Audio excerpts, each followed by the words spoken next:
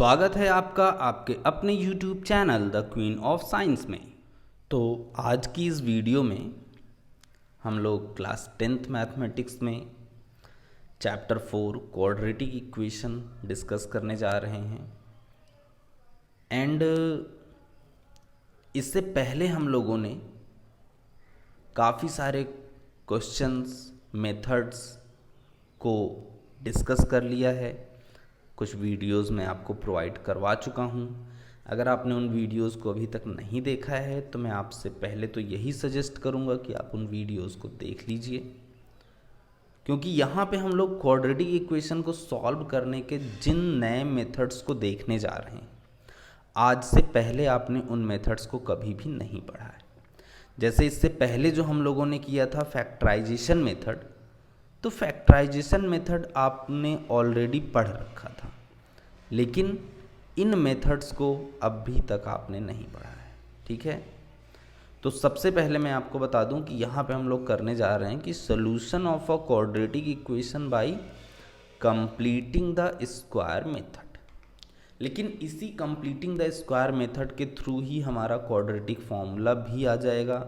आप एक टाइप से यहाँ पे कंप्लीटिंग द स्क्वायर मेथड भी सीखेंगे और क्वाड्रेटिक फॉर्मूले का डेरिवेशन भी सीखेंगे कि वो फॉर्मूला आया कैसे। बहुत से लोग क्या करते हैं कि डायरेक्ट फॉर्मूला बता देते हैं कि बेटा ये क्वाड्रेटिक फॉर्मूला होता है, लेकिन ये नहीं बताते कि क्वाड्रेटिक फॉर्मूला आया कहाँ से, कैसे वो डिराइव हुआ।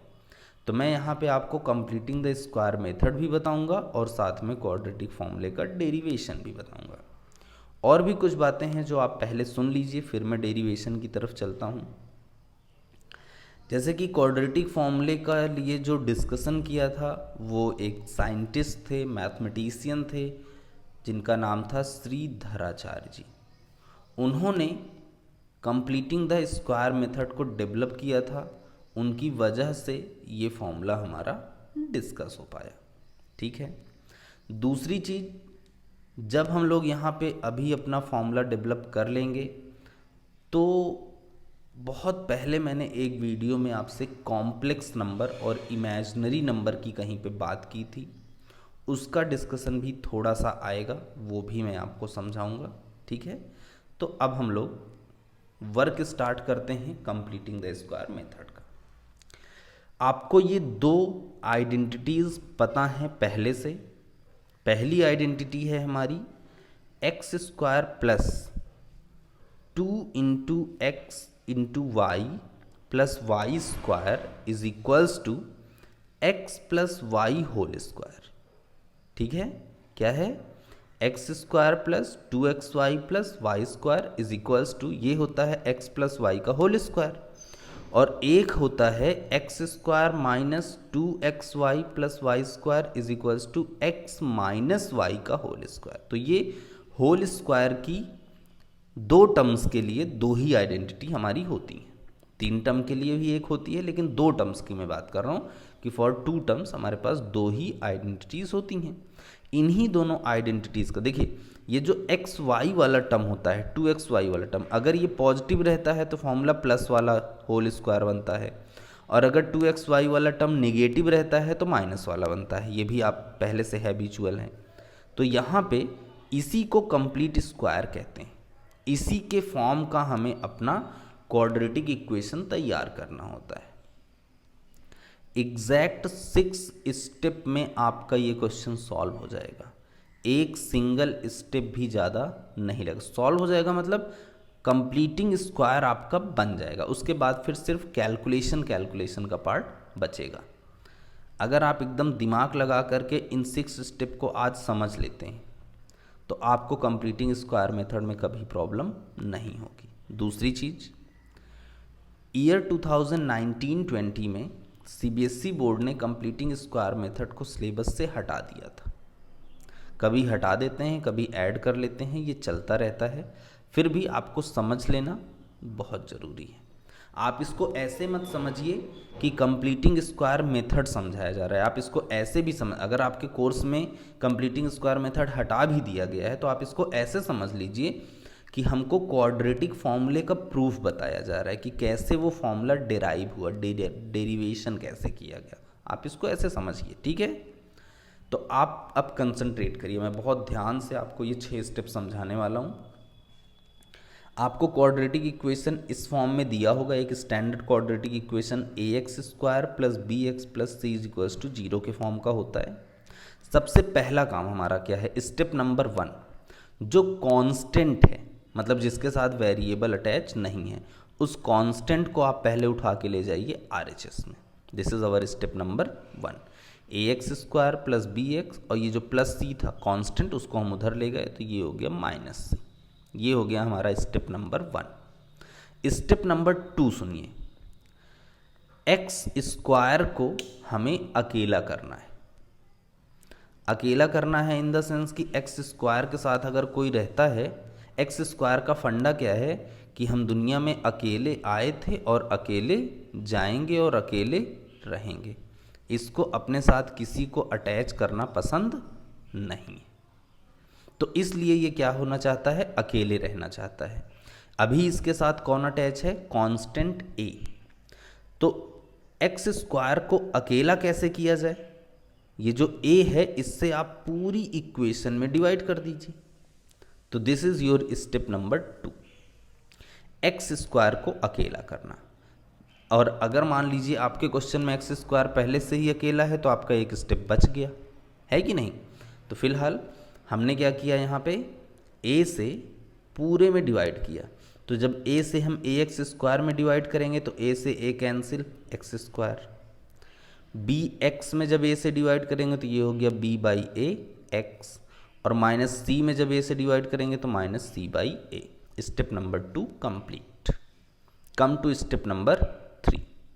जो जो स्टेप मैं करा रहा हूँ, कोई सा भी क्वेश्चन होगा कंप्लीटिंग स्क्वायर का, आपको यही 6 स्टेप फॉलो कर देना है। क्वेश्चन आपका ना गलत होगा और ना कुछ, और बहुत आराम से सॉल्व हो जाएगा।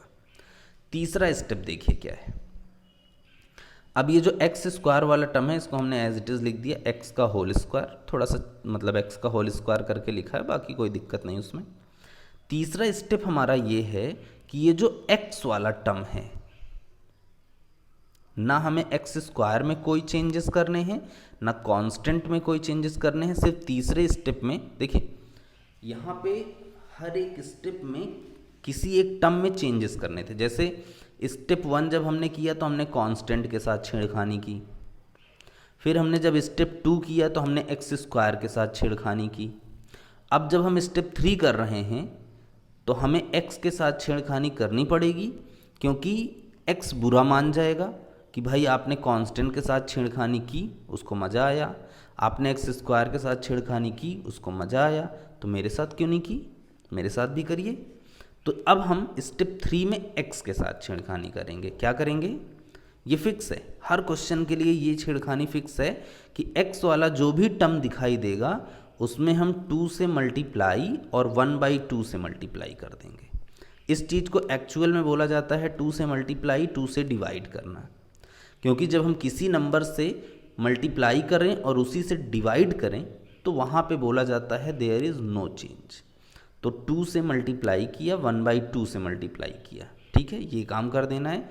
इवन देखिए जब 2 से 2 कैंसिल होगा तो वापस आपको b/a x मिल जाएगा। फिलहाल कैंसिल नहीं करना, हमने किसी पर्पज से इसको यूज किया है, ठीक है। तो स्टेप 3 क्या है कि जो x वाला हमारा टर्म है उसमें 2 से मल्टीप्लाई करना है और 2 से डिवाइड कर देना है, ठीक है। और ये बाकी चीज़ें एज इट इज़ लिखी रहेंगी। ये स्टेप नंबर 3 हो गया हमारा। अब आपका आता है स्टेप नंबर 4। स्टेप नंबर 4 है x² एज इट इज़, उधर जो कांस्टेंट है वो भी एज इट इज़, कोई चेंजेस नहीं, सिर्फ बीच वाले टर्म में हम चेंजेस करेंगे। और बहुत ध्यान से देखिए क्या चेंजेस हैं। सबसे पहले हमने लिखा 2 के बाद हम उठा के लिख देंगे किसको, x को, 2 देन मल्टीप्लाई x, और अब जो कुछ भी बचा वो सब एक साथ। फिर से सुनिए, ना तो x² में हमें कोई चेंजेस करना है, ना कांस्टेंट c/a में, वो एज इट इज़ रहेंगे। सिर्फ बीच वाले टर्म में हमें एडजस्टमेंट करना है। क्या एडजस्टमेंट है, पहले हम लिखेंगे 2, फिर हम मल्टीप्लाई में लिखेंगे x, फिर मल्टीप्लाई में जो अब बच गया, देखिए 2 आपने लिख दिया, x आपने लिख दिया, अब जो भी बच गया, क्या बचा, 1/2 इंटू बी बाई ए, ये सब एक साथ कंबाइंड करके 1 का b से मल्टीप्लाई b, 2 का a से मल्टीप्लाई 2a लिख दिया, इक्वल्स टू -c/a। ठीक है, स्टेप नंबर 4 आपका कंप्लीट हो गया। अब आइए स्टेप नंबर 5 पे। स्टेप नंबर 5 में क्या करना है, जब आपने यहाँ पे 2 into x into B by A 2a बना लिया, तो अब यहाँ पे आप देखिए आपको एक कंप्लीटिंग स्क्वायर जनरेट होता हुआ दिख रहा है। आपके पास लिखा है X square plus 2 into x into Y जैसा हो गया ये, अब इसे हम y कह सकते हैं। तो यहाँ पे प्लस वाई स्क्वायर भी होना चाहिए। अगर तुम्हारे पास x square plus 2 into x into y है तो प्लस वाई स्क्वायर भी होना चाहिए। तो यहाँ पे ये जो b/2 है ये एज अ y काम कर रहा है, तो इसी b/2 के स्क्वायर को हम इधर भी और उधर भी दोनों तरफ ऐड कर देंगे। दोनों तरफ ऐड इसलिए करते हैं ताकि दोनों तरफ बैलेंस रहे। ठीक है, जैसे किसी इंसान के 2 लड़के हैं, एक को 1 टॉफ़ी दी, एक को 2 टॉफ़ी दे दी, तो दोनों क्या हो जाएगी, लड़ाई हो जाएगी। तो दोनों को 1-1 टॉफ़ी देंगे तो कोई दिक्कत नहीं फैलेगी। तो इसलिए स्टेप 5 में हमें क्या करना है कि जो चीज़ एज अ y काम करने लगी, ये b/2a, इसी के स्क्वायर को हमें दोनों तरफ क्या कर देना है, ऐड कर देना है। ठीक है, अब ये चीज़ देखिए क्या बन गई, X square plus 2 into x into b/2a plus b/2a का whole square is equals to -c/a plus b/2a का होल स्क्वायर। दोनों तरफ हमने b/2a के होल स्क्वायर को ऐड कर दिया। ठीक है इतना। अब इसके बाद हमारे पास ये चीज़ देखिए, अगर हम b/2a को y कहते हैं तो ये हो गया X square plus 2 into x into Y plus Y square. X square plus 2 into x into Y plus Y square will be X plus Y का होल स्क्वायर। ठीक है, तो ये पूरा यहाँ से यहाँ तक कंबाइंड होके बन गया x प्लस वाई। वाई का काम कौन कर रहा है, b/2a, तो x प्लस b/2a का whole square is equals to, यहाँ पे प्लस वाला पहले लिखेंगे, होल स्क्वायर ओपन किया तो b का स्क्वायर b स्क्वायर और अपॉन में 2 का स्क्वायर 4 और a का square a square minus c/a। ये आपका बन गया कंप्लीट स्क्वायर। ठीक है, इसी को कहते हैं कंप्लीटिंग स्क्वायर करना। 6 स्टेप से 7th स्टेप आपका नहीं लगेगा, ये मेरी गारंटी। हो सकता है आप 2 स्टेप कम कर लें, जब आपकी धीरे धीरे प्रैक्टिस हो जाएगी तो आप कुछ स्टेप्स यहाँ से कम कर पाएंगे अपनी प्रैक्टिस पे, लेकिन इससे ज़्यादा स्टेप नहीं लगेंगे। ठीक है, अब देखिए इसको हम सिंप्लीफाई करेंगे। ये तो x प्लस b/2a का whole square as it is है। यहाँ पे 4a स्क्वायर और a का एलसीएम हो जाएगा 4a स्क्वायर। 4a स्क्वायर से 4a स्क्वायर कैंसिल 1 टाइम्स और 1 का b स्क्वायर से multiply b square minus a से जब हम 4a स्क्वायर में डिवाइड करेंगे तो बचेगा 4a और 4a का c से मल्टीप्लाई हो जाएगा 4ac। ठीक, अब इधर स्क्वायर है, इधर आएगा तो स्क्वायर रूट बन जाएगा। तो x plus b/2a is equals to square root b square minus 4ac upon 4a square. और स्क्वायर रूट जब किसी नंबर पे लगता है तो उसके आगे प्लस माइनस का साइन लगता है, लेकिन ऐसा वेरिएबल्स के केस में होता है। जब वेरिएबल मौजूद हो तब, कांस्टेंट, जैसे मान लीजिए स्क्वायर रूट 16, कोई कहे कि 16 का स्क्वायर रूट निकालो, तुम आंसर में तुम ये नहीं बोलोगे कि प्लस माइनस 4, नहीं। अगर तुम्हारे पास कोई कह रहा है कि x square is equals to root 16, तो वहाँ पे प्लस माइनस लगेगा, क्योंकि वो जो एक्स है वो वेरिएबल है। ठीक है ना, तो यहाँ पे एक्स क्योंकि वेरिएबल है इसलिए प्लस माइनस का साइन जरूर से लगेगा। क्लियर। अब ये जो प्लस b/2 है इधर ट्रांसफ़र कर देंगे। फिलहाल ये हो गया x plus b/2a is equals two plus minus, ऊपर से स्क्वायर रूट हट नहीं सकता। बहुत से बच्चे जो है ये गलती करते हैं कि b स्क्वायर है तो हटा के स्क्वायर रूट b बाहर आ गया। नहीं, ऐसा नहीं होगा, क्योंकि बीच में साइन कौन सा है, माइनस का। तो ये b square minus 4ac as it is square root के अंदर ही रहेगा। सिर्फ ये जो 4a स्क्वायर है, 4 का स्क्वायर रूट स्क्वायर हो जाता है, सॉरी, स्क्वायर रूट ऑफ 4 होता है 2 और a का स्क्वायर रूट होता है a, तो ये बाहर आ जाएगा। ठीक है, तो अब इस चीज़ को हम इधर ट्रांसफ़र करेंगे। जो प्लस b/2a है ये इधर ट्रांसफ़र किया तो माइनस b/2a, बीच में plus minus square root b square minus 4ac upon में 2a। डिनोमिनेटर दोनों के सेम दिख रहे हैं तो न्यूमरेटर अपने साइन के साथ ऑपरेट हो जाएंगे। ठीक है, तो ये हो जाएगा x is equals to minus b plus minus square root में b square minus 4ac upon में 2a। ठीक है, this is the formula generated known as quadratic formula. ठीक है, जब आप कंप्लीटिंग स्क्वायर मेथड से क्वेश्चन सॉल्व कर रहे होंगे तो इसी स्टेप पे आने के बाद, ये वाला जो आपका स्टेप है, इसी स्टेप पे आने के बाद दो केसेस बन जाएंगे। केस 1, एक बार हम प्लस का साइन लेंगे, सारी चीज़ें लेंगे और प्लस का साइन लेंगे और ऑपरेट करके एक वैल्यू निकाल लेंगे। केस 2 में ये ले करके और माइनस का साइन लेंगे और सॉल्व करके वैल्यू निकाल लेंगे, तो आपको x की दो वैल्यूज़ पता चल जाएंगी। ठीक है, फिलहाल अभी क्योंकि यहाँ पे ये टर्म्स ऐसे नहीं हैं जिनको कि आप कैलकुलेशन कर सकते हैं, तो इसलिए अब आप इसका आगे का फंडा सुनिए।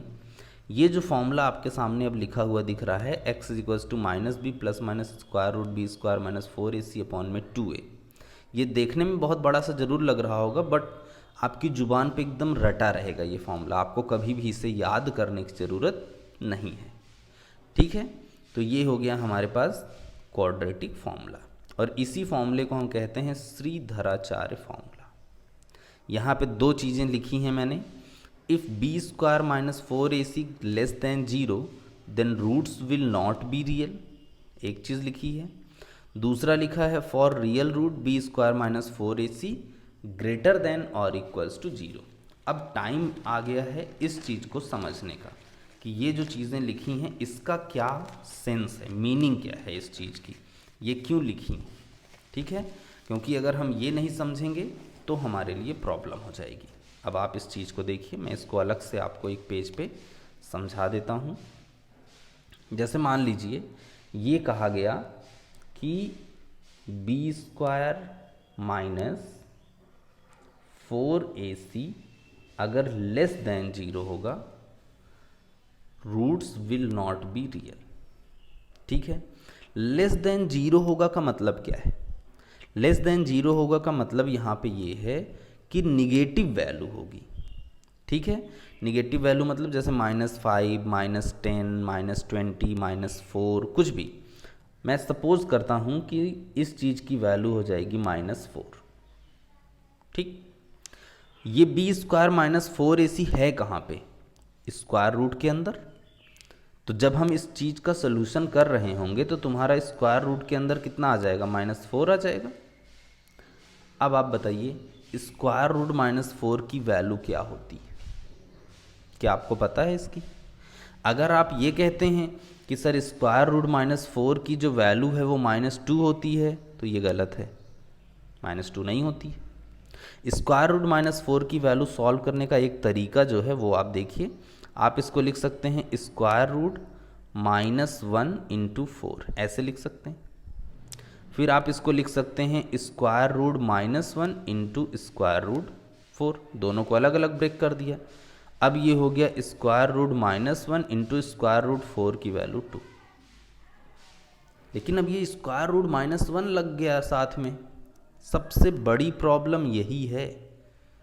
और इसी ने एक नया चैप्टर, एक नई थ्योरी, एक नई ब्रांच डिस्कस की मैथमेटिक्स की, एक नया नंबर दिया हम लोगों को।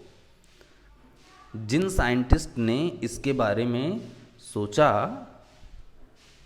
वो रातों दिन सोचते रहे कि यार ऐसा क्यों हो रहा है कि ये स्क्वायर रूट -1 आ गया, इसकी क्या वैल्यू होगी, कैसे सॉल्व होगा, क्या होगा। वो बहुत परेशान थे। तो उनका जस्ट एक इमेजिनेशन था इस चीज़ के लिए कि ये जो है एक्चुअली में एग्जिस्ट कहीं कर सकती है, इसलिए उन्होंने इस वैल्यू को नाम दे दिया इमेजिनरी नंबर। क्या नाम दे दिया? Imaginary number. और स्क्वायर रूट -1 की वैल्यू उन्होंने बता दी कि इस चीज़ को हम लिखेंगे i से, तो ये हो गया i × 2 और ये इज इक्वल्स टू हो गया कितने के? 2i के। ठीक है, this is called imaginary number. और जब ये इमेजिनरी नंबर किसी रियल नंबर जैसे 2, 4, 10 कुछ भी हैं उनके साथ ऐड या सब्ट्रैक्ट में दिखाई देता है, तब हम उस नंबर को बोलते हैं कॉम्प्लेक्स नंबर। तो जब जो आपकी नंबर्स की लिस्ट थी, natural number, whole number, integer, rational, irrational, then real, इनकी लिस्ट में एक और नया नंबर ऐड हो जाता है जिसे हम कहते हैं कॉम्प्लेक्स नंबर। जब आप क्लास 11th में मैथमेटिक्स पढ़ेंगे तो वहाँ पे कॉम्प्लेक्स नंबर एक पूरा पूरा चैप्टर है। फिर आप जब और उसके हायर स्टडीज़ में मैथमेटिक्स पढ़ेंगे तो कॉम्प्लेक्स नंबर के ऊपर एक पूरी पूरी बुक है। और बहुत से लोग मैथमेटिक्स की कॉम्प्लेक्स नंबर की ब्रांच में बहुत बड़ी बड़ी डिग्रियां लेकर के और रिसर्च वगैरह करते हैं, साइंटिस्ट वगैरह बन जाते हैं। ठीक है, तो ये एक डिस्कशन है कि जब यहाँ पे b² - 4ac < 0 हो जाएगा तो ये जो वैल्यू आएगी ये रियल नहीं होगी। कैसी वैल्यू होगी? इमेजनरी। इसलिए लिखा है कि then roots will not be real. और जब b² - 4ac < 0 हो जाता है तो फिर हम क्वेश्चन को सॉल्व ही नहीं करते हैं, बस लिख देते हैं कि here roots will not be real, that's why no need to solve. For real roots b² - 4ac को क्या होना चाहिए? ग्रेटर देन और इक्वल्स टू 0। देखिए यहाँ पे b² - 4ac को होना चाहिए ग्रेटर देन और इक्वल्स टू 0। ग्रेटर देन और इक्वल्स टू 0 का मतलब कि 0 हो या 0 से बड़ा हो। 0 होगा तब भी ठीक है, और 0 से बड़ा मतलब 5, 10, 25, 16 कुछ भी हो, तो उस केस में फिर हम क्वेश्चन को आगे प्रोसीड करते हैं। क्या लिख करके पहले हम सॉल्व करते हैं b² - 4ac की वैल्यू, और जब वो हमें 0 या 0 से बड़ी दिखती है तो हम कहते हैं कि यहाँ पे रियल रूट एग्जिस्ट करेगा, that's why now we can apply the quadratic formula. ठीक है, एक तो ये बात हो गई b² - 4ac की, जिसके थ्रू हमने इमेजिनरी नंबर की बात की। इमेजिनरी नंबर का बहुत अच्छा डिस्कशन, बहुत डीप डिस्कशन आपको नेक्स्ट क्लास में देखने को मिलेगा, क्लास 11th में, तो वहाँ पे हम लोग इसकी बात करेंगे। अब मैं एक और छोटा सा डिस्कशन यहाँ पे ये करना चाहता हूँ आपसे कि क्या आपने कभी ये सोचा या अभी आपके दिमाग में ऐसा आया हो कि ये क्वाड्रेटिक फॉर्मूले की ज़रूरत क्यों पड़ी? जब फैक्टराइजेशन के थ्रू क्वेश्चन हमारा सॉल्व हो रहा है, सब कुछ ठीक चल रहा है, कोई दिक्कत नहीं है, तो हमें क्वाड्रेटिक फॉर्मूले की क्या नीड आ गई? ज़रूरत क्या है क्वाड्रेटिक फॉर्मूले डिस्कस करने की? तो अब आपके सामने मैं एक क्वाड्रेटिक इक्वेशन लिख रहा हूँ, इसको आप ध्यान से देखिए। क्वाड्रेटिक इक्वेशन है x² - x + 3 = 0। अब आप सोचिए कि क्या ये फैक्टराइज हो सकता है? क्या फैक्टराइजेशन के थ्रू ये सॉल्व हो सकता है? क्योंकि यहाँ पे a की वैल्यू 1, b की वैल्यू 1, c की वैल्यू 3। a को c से मल्टीप्लाई किया, 3 आया। अब 3 को हमें ऐसा ब्रेक करना है कि प्लस करने पे 1 आ जाए। क्या ये पॉसिबल है कि 3 की ऐसी ब्रेकिंग की जाए कि मल्टीप्लाई करने पे 3 आए लेकिन प्लस करने पे 1 आ जाए? ये पॉसिबल नहीं है। इस तरीके के क्वाड्रेटिक इक्वेशंस के लिए हमें क्वाड्रेटिक फॉर्मूले की ज़रूरत पड़ी। ये फैक्टराइजेशन से हमारे सॉल्व होने वाले क्वाड्रेटिक इक्वेशंस नहीं थे। ठीक है, इनकी वजह से हमें क्वाड्रेटिक फॉर्मूले की ज़रूरत पड़ी, तब क्वाड्रेटिक फॉर्मूला आपका डेवलप किया गया और उसके ऊपर रिलेटेड हम लोग क्वेश्चंस सॉल्व करते हैं। ठीक है, तो ये एक ऑल अबाउट डिस्कशन था आपका कि कंप्लीटिंग स्क्वायर मेथड क्या होता है, कैसे हम लोग क्वाड्रेटिक फॉर्मूला डिराइव करते हैं। ये जो इसके 6 स्टेप थे, इनके अलावा एक भी स्टेप कंप्लीटिंग स्क्वायर बनाने में नहीं लगता है। इससे कम स्टेप लग सकते हैं, ज़्यादा नहीं लगेगा। आपको कंप्लीटिंग स्क्वायर में थोड़ी सी भी प्रॉब्लम हुई हो तो आप वीडियो को दोबारा रिवाइंड करके देखिए, जहाँ पे कंप्लीटिंग स्क्वायर बताना मैंने आपके लिए शुरू किया है। आई होप कि आपको ये प्रॉपरली समझ में आ जाएगा। अब नेक्स्ट वीडियो में हम लोग एनसीईआरटी की एक्सरसाइज 4.3 डिस्कस करेंगे, जहाँ पे कि कंप्लीटिंग स्क्वायर और क्वाड्रेटिक फॉर्मूले के ऊपर क्वेश्चंस डिस्कस करेंगे। ठीक है।